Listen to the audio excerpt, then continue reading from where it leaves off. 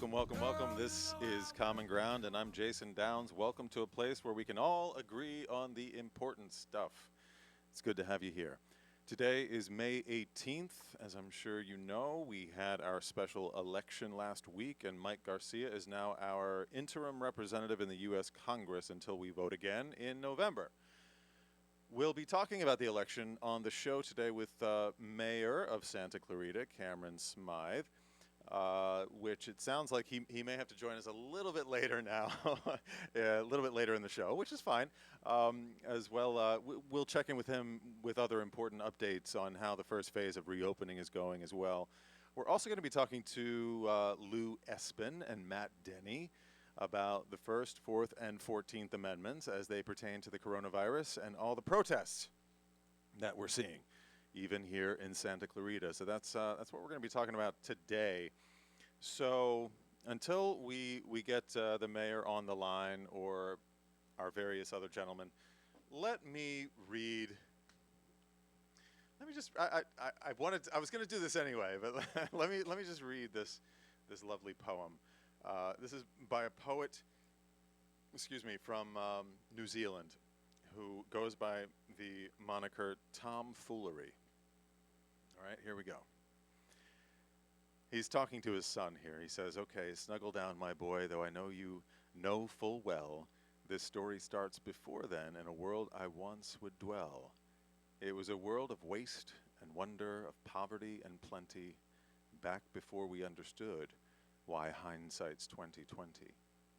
You see, the people came up with companies to trade across all lands, but they swelled and got much bigger than we ever could have planned. We'd always had our wants, but now it got so quick you could have anything you dreamed of in a day and with a click. We noticed families had stopped talking. And that's not to say they never spoke, but the meaning must have melted and the work-life balance broke. And the children's eyes grew squarer, and every toddler had a phone.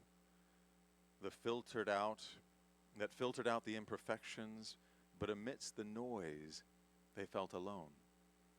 And every day the skies grew thicker until you couldn't see the stars. So we flew in planes to find them, while down below we filled our cars. We'd drive around all day in circles, we'd forgotten how to run. We swapped the ground for tarmac, shrunk the parks till there were none. We filled the sea with plastic, because our waste was never capped, until each day when we went fishing, you'd pull the fish out already wrapped. And while we drank and smoked and gambled, our leaders taught us why it's best to not upset the lobbies, more convenient just to die. But then in 2020, a new virus came our way. The governments reacted and told us all to hide away. But while we were all hidden amidst the fear and all the while, the people dusted off their instincts, and they remembered how to smile. They started clapping to say thank you, and calling up their mums. And while the car keys gathered dust, they would look forward to their runs. And with the skies less full of voyagers, the earth began to breathe. The beaches bore new wildlife that scuttled off into the seas. Some people started dancing, some were singing, some were baking. We'd grown so used to bad news, but some good news was in the making. And so when we found the cure and were allowed to go outside, we all preferred the world we'd found to the one we'd left behind. Old habits became extinct, and they made way for the new, and every single act of kindness was now given its due. But why did it take a virus to bring the people back together?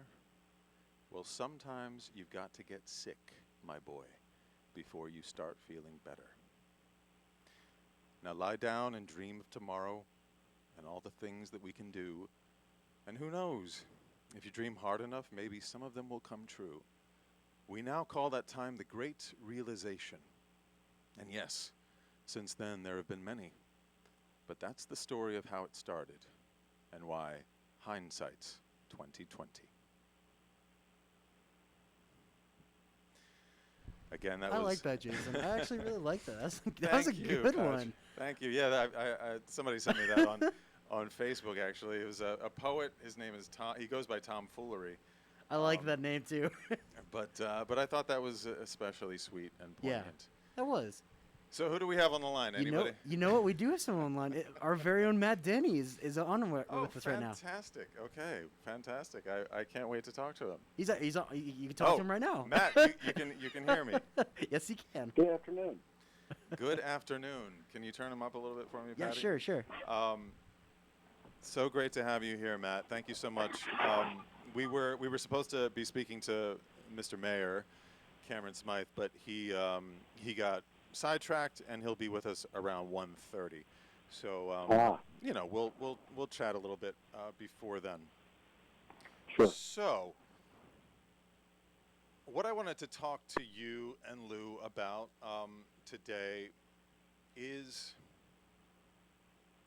just the rising battle between civil liberties and the common good, right? I mean, we're constantly seeing articles about how the coronavirus is affecting patients in new and different ways, right? And scientists and doctors are learning new things about the virus daily. And then last week, I mean, every week so much happens. So last week at this time, there were 80,000 deaths in the United States, and Trump, he gave his first press conference in a while, and he gave the very confusing reply to some legitimate questions about testing and whether it was a competition. He said, "Don't ask me, ask China that question," which I found confusing. We're at 90,000 deaths this week, a week later. News this week, the White House has turned its back on the global coalition racing to find a cure and gather intelligence about the virus. Dr. Fauci, the U.S. infectious disease expert, has told the Senate consequences could be serious for reopening too soon. The head of the CDC also told senators that we're not out of the woods yet. Other countries who have reopened are already needing to lock down again. Mr. Rick Bright, the former director of the Biomedical Advanced Research and Development Authority, was ignored when he tried to warn the White House about, and the Health and Human Services, about lack of supplies for healthcare workers back in January and February. COVID-19 patients treated with hydroxychloroquine have resulted in more deaths than not, according to the Department of Veterans Affairs. The FDA has backed this up. And yet, folks seem to be impatient to get things back to normal, which I totally understand. But all the evidence points to the contrary. So what am I missing? We all want the same things. We all want to be able to make a living for our families. We don't want to get sick or make anyone else sick. Yes. So what am I missing here? I mean, meanwhile, the Senate voted down a ban on spying on our internet history. Did you hear about this under the Patriot Act? Without a warrant? Why aren't we protesting the right to privacy, for instance? I mean, that to me seems like a big deal. But I mean, the bottom line is folks are going out there thinking they're fighting for their personal rights, right? As opposed to, I guess, thinking about the greater good. Are they listening to the wrong information, or am I missing something, as I've asked?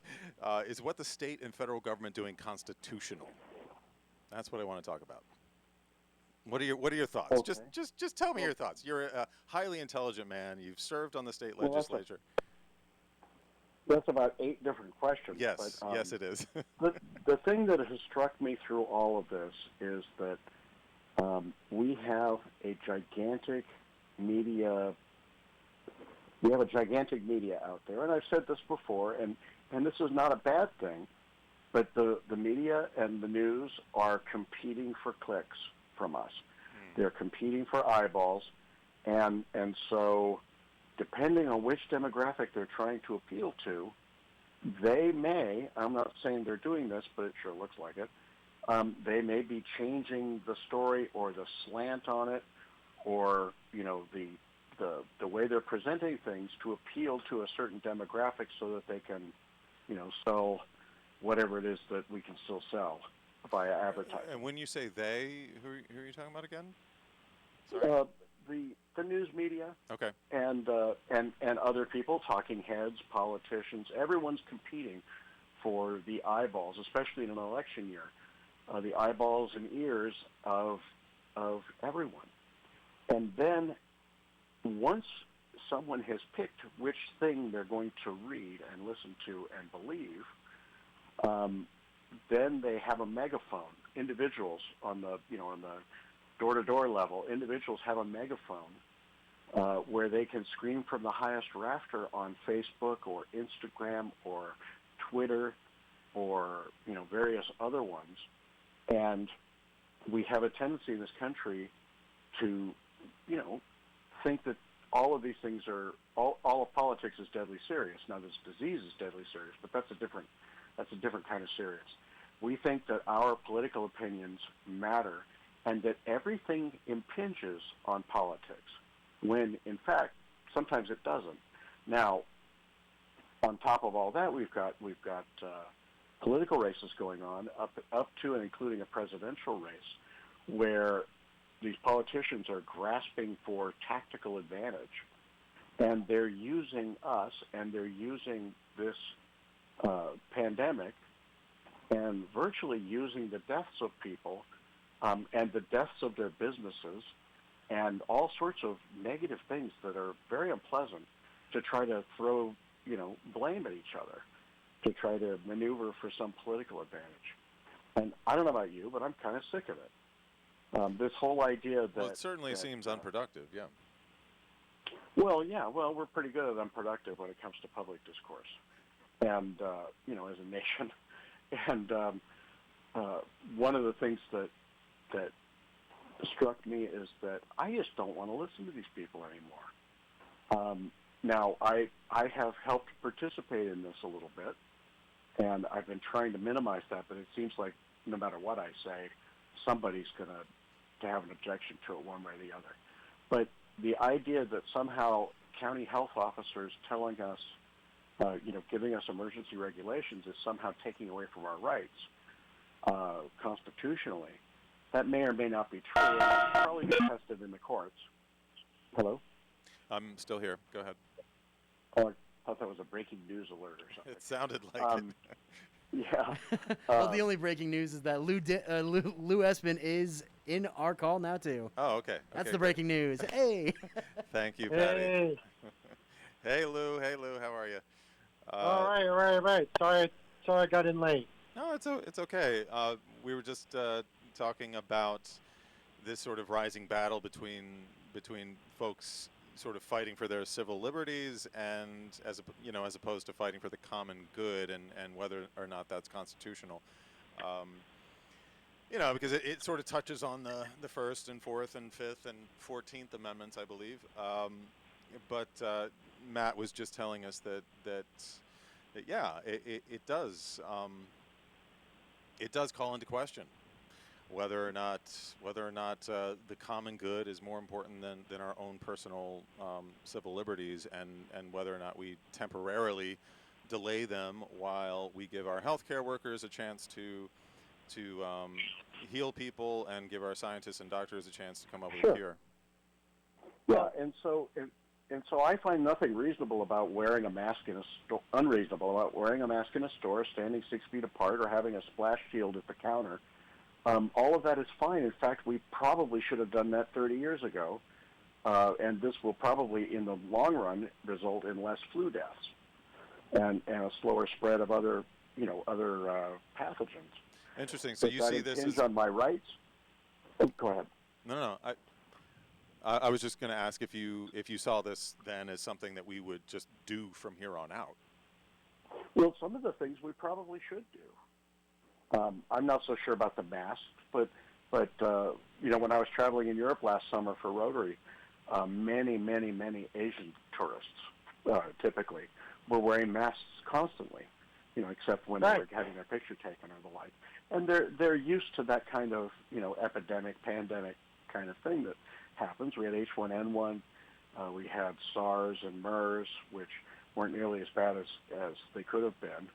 By a long shot, but H1N1. Well, and that's the thing too, is that this is not unprecedented. I mean, these, states have issued quarantines before, as recent as the Ebola. Absolutely.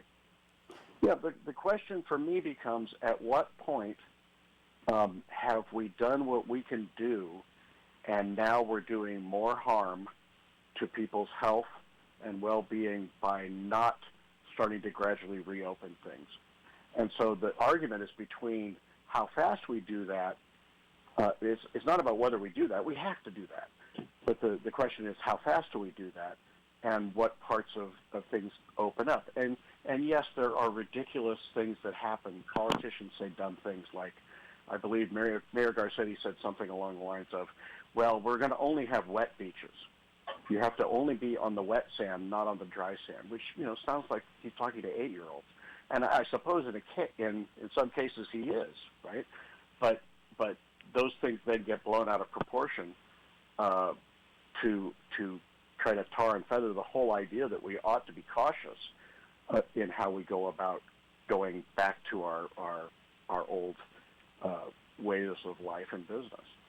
And they probably will need to change permanently. Is that impinging on my civil rights? Well, I guess to the extent that, getting bubonic plague would impinge on my right to life. You know what I'm saying? I'm not trying to be flip about this, but, as you mentioned earlier, the Patriot Act was passed in 2001, 2002? Mm-hmm.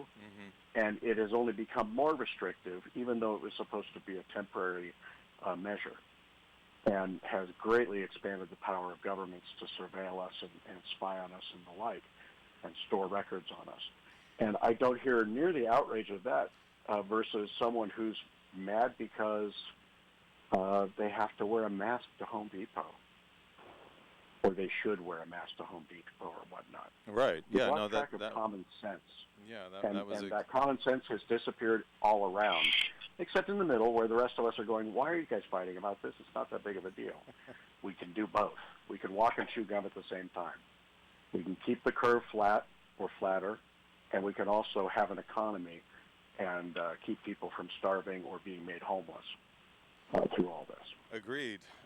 So Lou, I mean, I know that you've heard about the Wisconsin Supreme Court making the recent decision to strike down the state's administrative stay-at-home order, which is sort of exactly what we're talking about. We're seeing protests even here, as close to home as Santa Clarita. Do you feel, as an attorney, are any of our civil liberties, in danger here long term, or is this, as we've seen in precedent in recent years, just a temporary sort of for the common good type of restriction? What am I missing as far as what these people are up in arms about? Well, I think that it depends upon who's delivering the message. So when you listen to the governor of New York do his message in the morning, he's very clear, he's very articulate, and he relates everything back to basically having a society of civility. And that by wearing a mask and social distancing and doing these things, we're doing something for the greater good. And that you're doing things not so much for yourself, but for everyone else around you. And I think what you are seeing is a society that is lacking of civility.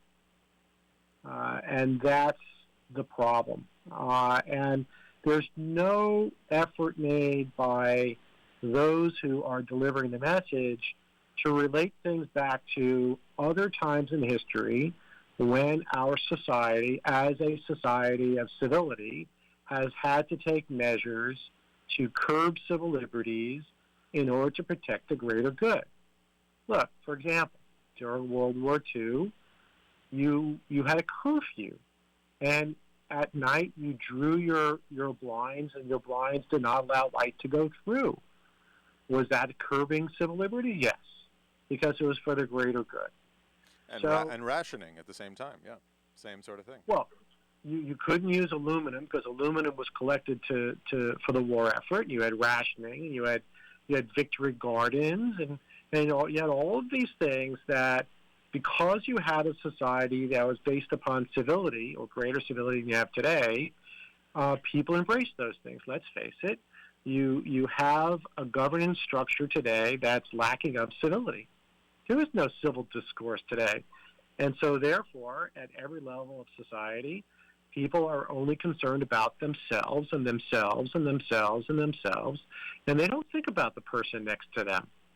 And well, there's also lots of confusing, conflicting messages because, in relation to the Wisconsin Supreme Court decision here, going against, basically the governor was simply asking to extend, his health department was asking to extend the safer at home measures. And, the Wisconsin Supreme Court overturned that by saying it was unlawful, unenforceable, and the President of the United States chimed in and said, that's a really big win. I'm not sure who is the winner there or what he was referring to, but that's what I mean by the confusing, conflicting messages. He stands beside Dr. Fauci, who is the infectious disease expert, and who says extreme caution is what we should practice. We need to be safe, safer than sorry. So I agree with you. There's confusing, conflicting messages that I can't quite. I don't know what most people are. They're taking that in, and then some people, I guess, are running with the, hey, yeah, no, let's fight for our civil rights, and some people are saying, hey, yeah, let's fight for the common good and be safer than sorry. We have Mayor Smyth joining us here, so let's take a quick break.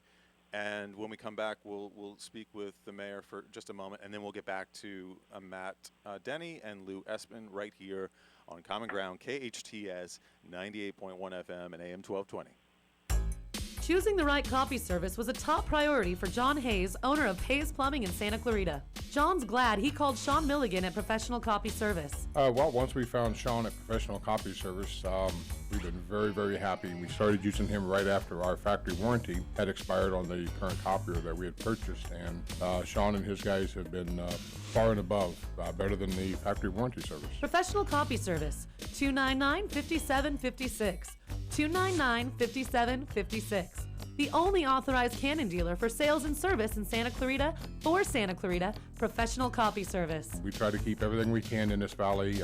We shop local ourselves, and we try to use any local merchant as possibly can. Call Sean Milligan at Professional Copy Service, 299-5756. Call Professional Copy Service immediately. They'll save you a lot of time and get your office staff back up to full production. Professional Copy Service, Santa Clarita's only authorized Canon office equipment dealership. Ask about our free on-site demos.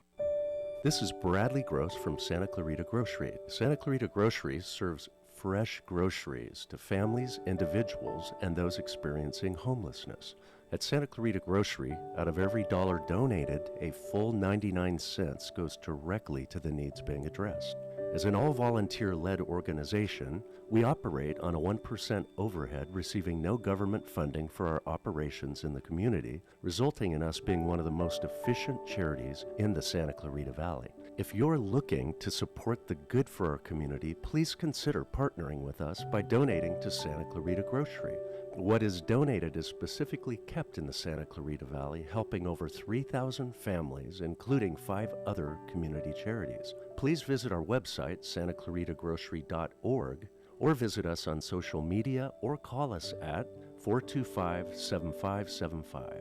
That's 425-7575. The coronavirus has put us in a position of creating a new normal. Family Law at Home understands. Their goal is to meet you in the safest place possible, and these days that might be in your own home in a virtual meeting.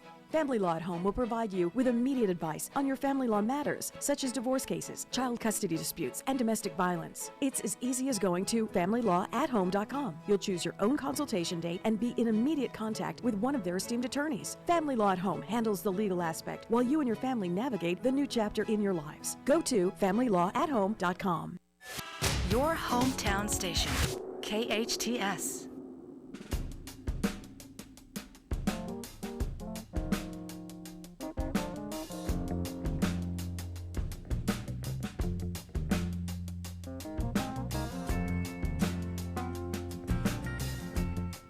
And we're back. This is Common Ground. I'm Jason Downs, and we have Mayor Smyth with us. How do you do, sir? Thank you for joining us. Sure, happy to be back. It's great to have you back. I appreciate you making the time. I know you're busy. Just wanted to check in about the about the election and about the current state of things during this first phase of reopening, and then talk a little bit about the protests. That's what we're on today, is about civil liberties and is everything constitutional, et cetera, et cetera. But first, let's just a quick recap of the election last week, the special election for CA 25. We've also been talking today about confusing messages, especially as it relates to the coronavirus, but I feel like there were some confusing messages about the election as well, because the current president of the United States tweeted, and I'm quoting here, "Governor Gavin Newsom won't let restaurants, beaches, and stores open, but he installs a voting booth system in a highly democratic area, which is only supposed to be mail-in ballots, because our candidate is winning by a lot. CA 25 rigged election." Now, if the president is saying this, it must be true, yes? He would know, he's the president, right? I mean, must mean the results are wrong, yes? I mean, he must know something that we don't know. I mean, that's a very big deal. Am I right? Has anyone looked into this being a rigged election? I put a call in actually to the registrar of LA County as well, just to see what he thought. I haven't heard back yet, but I don't know. Very confusing here. I mean, that's a huge thing to say, that it was a rigged election. And days prior to that, he was quoted as saying, "I think mail-in voting is horrible. It's corrupt." So in my mind, I was thinking, okay, the president wants me to go and vote in person because he doesn't want me to mail in because that's corrupt. But then he said the booth was rigged, or at least the election was rigged. So which one's right? What does he want me to do? Does he want me to stay at home and not vote at all? You obviously can't speak to the president. I assume these are all rhetorical questions. The question is, is there any evidence? I got plenty of my own problems. The question is, was there any evidence that this was a rigged election? So my understanding, even before all of this began, that there were still going to be, I believe, 8 vote centers were going to be established for the special election, regardless. And then for whether it was a request by the mayor of Lancaster or others, the request went out to add an additional vote center in Lancaster. So there was always going to be vote centers in place for this election, just not as many as there would be, as there were in March or as there will likely be in November, but there were always going to be vote centers in place. Okay. So no funny business there. In other words, it was always right. So the addition of so there was only, like I said, to my understanding, there was only the addition of one new vote center in the district. Despite the fact that there were already going to be, a number, I think I said 8 or so in place. So if you want to debate, the location of that last vote center or the timing of the request to add a vote center, you can certainly, have at it. But as I understood it, there were always going to be a number of vote centers throughout the district in both LA and Ventura counties. Okay, well, I appreciate you being a good sport during my little diatribe there. I just, that seems like a pretty big, I guess, accusation, a rigged election, and I don't know what to do with that. So let's shift to the protesters. We're seeing that around the country. We're also seeing it here locally. So without compromising your diplomacy, and since we're talking about our friends and neighbors here, obviously, what would you say their grievances are? Well, I can speak pretty directly to that because I did go out and speak to some of the protesters a couple of weeks ago, and quite frankly, many of them didn't like what I had to say, but that's okay. I think it was important I went out so that at least people saw that their local government was accessible and wasn't afraid to enter into a dialogue, with them. And I've always, taken that as a very key part of my job on the city council or when I was in the legislature of, being accessible, answering, phone calls, returning emails, talking to anyone that wants to have a discussion, whether we're on the same side or not.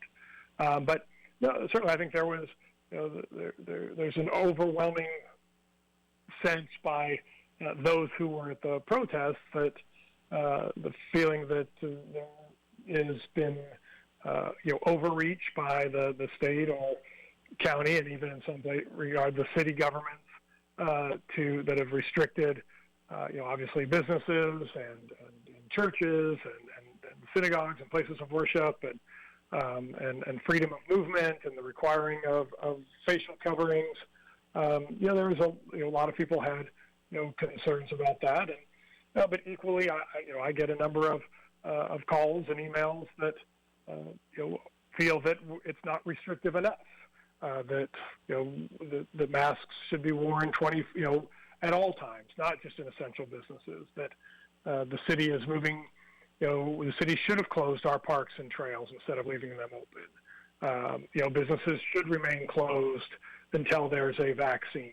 And so that you hear it on both sides. But to those specific protesters from a couple weeks ago, were very much concerned about the restriction of businesses and freedoms that they felt that the state and county had placed on them. Mm-hmm. And that's what we're discussing today. This sort of divide that seems to be happening between those people who are more focused on the economy, which is understandable, and those people who are more focused on the health care issues and sort of the common good in that regard. Would you say that those go hand in hand? Because you can't have one without the other?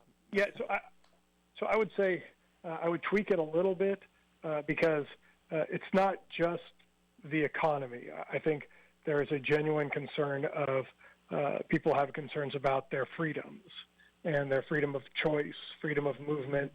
And so I think, while certainly there is, the economy is a part of it, there were plenty of people that I spoke to that were either retired and on a fixed income or were part of an essential business. And so it wasn't so much the economy to them, but the government intrusion into their freedoms.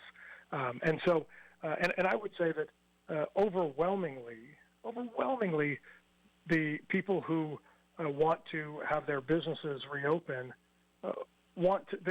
nobody is saying they want to go back to pre-COVID conditions, and they want to take care of, many of these small businesses are, they're family run, and so, they want to, they obviously want to be protected themselves or protect their employees or their clients or their customers. And so I don't think you can make it as clear cut as one side cares about the economy and one only cares about health, because I think that's you're prescribing that people that want to reopen their business, you're implying that they don't care about their health or the health of their community or customers. And overwhelmingly, they all want to and are more than willing to take whatever steps the government puts in place for them to reopen.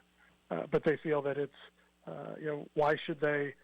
Why can you go buy clothes at Walmart, but you can't go buy clothes at Closet on Main, in New Home? I think that's and that type of economy. I think that's a wonderful distinction. I thank you for that insight, because you're right. It's not that cut and dry. And just like the people on the outside who are more focused on health, they're not saying, many of them are not saying, well, you have to stay closed until there's a vaccine. I think, people, there is a middle ground, but unfortunately this circumstance has very much created that conflict. And I think we talked about it last week, and my concern that we're continually headed in this direction, that you are going to have the County of Los Angeles having one set of rules and the counties around us having different. And you're going to get to a point where you can go get your haircut in Simi Valley, go to the gym in Bakersfield, but not be able to do that here in Santa Clarita. Right. Yeah, we did talk about the misconception that Santa Clarita can make its own decisions about lifting restrictions. Did you get the sense that some of the protesters you spoke to thought that you had that power?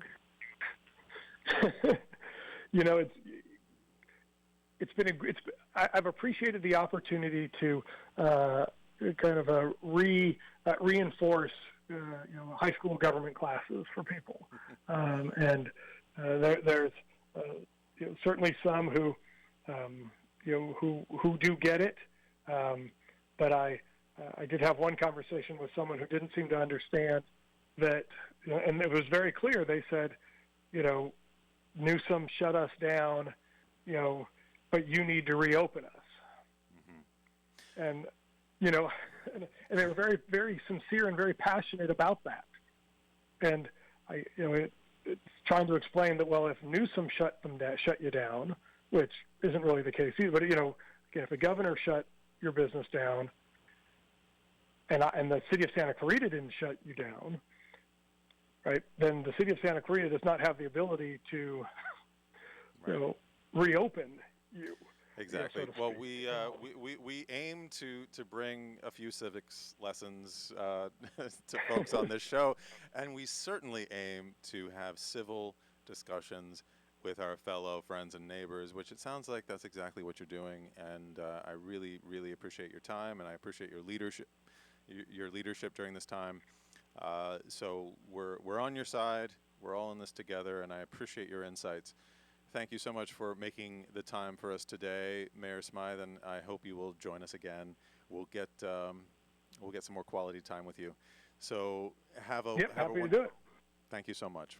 We'll see you next time, and we will be back in just a moment. We'll take a quick break, and we'll come back to Matt Denny and Lou Esbin and talk some more about, you know what? Let's talk about socialism too. Another scary topic. In my further my education, fellas. So stay with us right here on Common Ground, KHTS 98.1 FM and AM 1220. The best live theater can be found right here in the Santa Clarita Valley. The Canyon Theater Guild has been entertaining audiences for decades with top quality musicals and plays. Located on Main Street in Old Town Newhall, CTG also offers workshops for the young actor in your family. For more information, call the box office at 799-2702 or go online to canyontheater.org. We all know sometimes people lose their way. If you or someone you know is struggling with addiction, the Way Out Recovery SCV may have the answers you've been waiting for. The Way Out is the premier intensive outpatient treatment center serving Santa Clarita. Asking for help is the first step. Call The Way Out today, 661-296-4444. That's 296-4444 for a private free assessment. The Way Out is an accredited affordable outpatient program that accepts most insurance. Call us at 661-296-4444 or check us out online at thewayoutrecoveryscv.com. Quit battling with yourself. Ask The Way Out for help today. Greetings, Santa Clarita. Hey, this is Bill Reynolds, president of our Veterans Memorial Committee here in SCV. This is a public service announcement to let you all know that, unfortunately, we have to cancel our standard Memorial Day ceremony, which was held every year at Eternal Valley. Crowd gatherings are not allowed per the COVID-19 virus. Therefore, we will conduct an abbreviated ceremony that will be aired right here on KHTS hometown station. So I urge you all to dial in here to this station on Monday, May the 25th at 10 a.m. You won't be sorry. Thank you. I listen to it all day, every day. Hometown, your hometown station.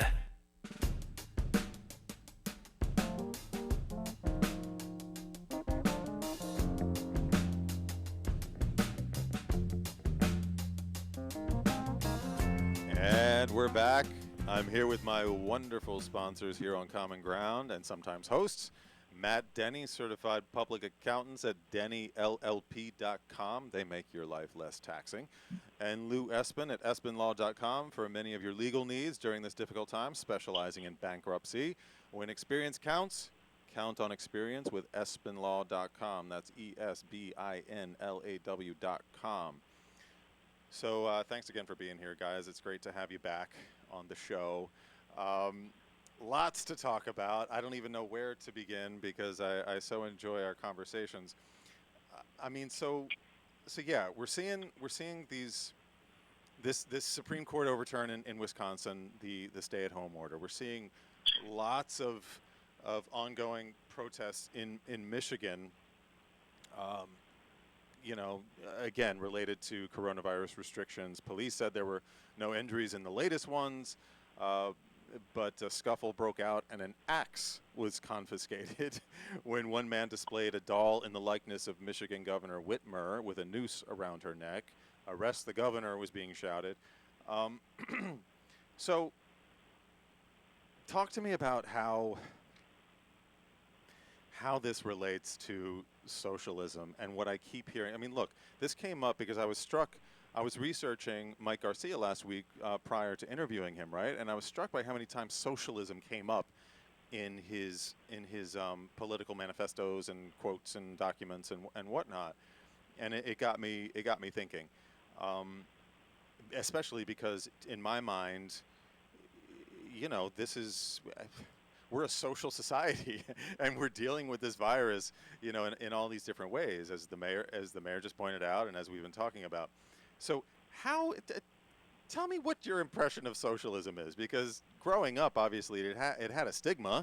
It was used, pejoratively, I think, for the most part, and I get that, and I get that it's failed as a government system, like an overarching government system. But we still have many socialist entities and organizations and programs in this country. So tell me your thoughts there, Mr. Lou Esbin. What are your thoughts on that? Well, so I start with the definition of socialism. And socialism, according to Merriam-Webster, is the range of economic and social systems characterized by social ownership of the means of production and worker self-management of enterprise. I don't believe we have that. We have a system of redistribution of wealth. We have taxation, which keeps Matt's lights open. And through that taxation, you have a redistribution of wealth. You have schools, roads, police, fire. You have many social programs that arise as a result of the redistribution of wealth. But we don't have government production of goods. You just have social programs.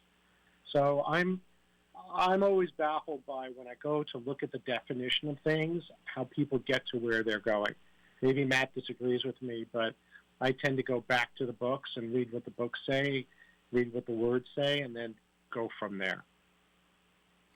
Good place to start. I guess, and I totally agree with you, makes perfect sense. I'm just wondering where some of this fear is coming from, I guess. What are some of the socialistic and far-left policies that the right wants to change? And like you said, you just brought up Social Security, public schools, police, fire, roads, the military, for goodness sake. The 5 branches of the military are all paid for, with taxes that shift income to the government to pay for services that are meant for the common good. So what are we supposed to be fighting against or afraid of? Because they also put socialism in the same sentence with, taking our freedom away. So Matt, what do you have to say about that? Well, whoever they are, when they talk about socialism, just like Lou has just said, you have to go back to the definition of it. And do we have some socialist institutions? Sure. The post office is one. It's a large industrial company that does something that could be done by the private sector. Is the military socialist? No, because that's not something, and we found this out recently, not really something you want to hand over to the private sector.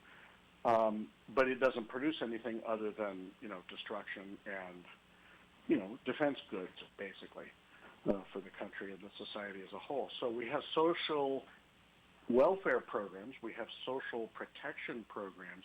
Those don't constitute socialism. Socialism is where the government to buy all of the, or confiscate all of the steel mills, for example, in the country and run them as a government agency. That's socialism. And that never... I understand. So are we afraid of that happening? I mean, is there a threat to that end? I don't know per se. I do know that people have tarred the quote-unquote Green New Deal as a socialist program. And I have to admit, I don't know all the details of it because as soon as they said, $10 trillion, I just sort of rolled my eyes. Or, however, whatever ridiculous amount of money it was going to cost, knowing that it would never happen. I didn't go into the details of it, but it is a key word. It's a word that brings a reaction in the voters. And for young people, the reason that Bernie Sanders and Ocasio-Cortez bring up the glories of socialism is because that appeals to younger voters, even not knowing what the heck socialism really is and not knowing the history of real socialism and the millions upon millions upon millions of people who died for its ideals, only to find out that their utopia was impossible. So they're trigger words. Ralph Luntz, or was it Ralph Luntz? I'm trying to remember his last name is Luntz, Frank Luntz. Back in the 90s, helped the GOP win Congress by teaching them to use different language than they were using before. And I think we're seeing sort of the same thing now. If I can tar my opponent as a socialist, then that's going to get a visceral reaction out of my base voters. Or if I propose a socialist program, that's going to get a positive reaction out of certain segments of the population that might be part of my base. And so, language matters. And the thing that gets me, and I think it gets Lou too, is that there are some things you can't just on the fly change the definition of. And that's what's been happening, not to our benefit.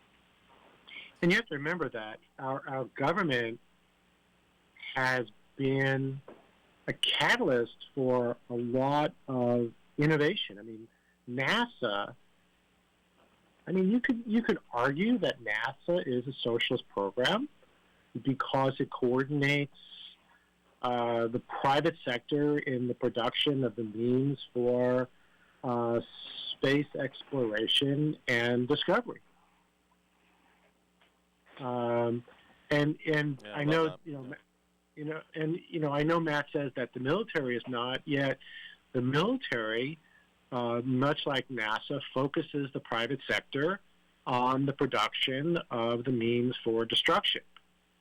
I believe it does. But it doesn't own the jet plants. No, it doesn't. No, it doesn't. You're right. It does not. It does not. I mean, probably during World War II, we saw more government production than any other time. Well, and bringing it back around to the coronavirus as well, I mean, the FDA, for instance, oversees the quality of our food. The FAA keeps our flights and airports safe. I mean, I think that's sort of, obviously what you're talking about as well. So But they don't produce. Say again? But they don't produce. Correct. Which is the differentiation that you've been making. Yeah, that makes sense. So in a time like this, where there's a pandemic, it's certainly constitutional for the federal government to implement a nationwide safety mandate for the common good. Like you said earlier, there's precedent for that. So would it be less confusing, like I've been talking about, and whatnot, if the federal government simply said, here's what we're doing, rather than leaving it to all the states? What are your thoughts on that, Matt? Well, no. One size does not fit all. It's been often said that the 50 states are 50 laboratories of democracy. And what works in Wyoming does not necessarily work in California or New York City. There are some states where the transmission of this virus, for example, proceeds at a lower rate or is less severe or impacts far fewer people per capita than in other states where, we see really dense populations. So I would not like to see the federal government issuing, strict guidelines for each state as one big megalith.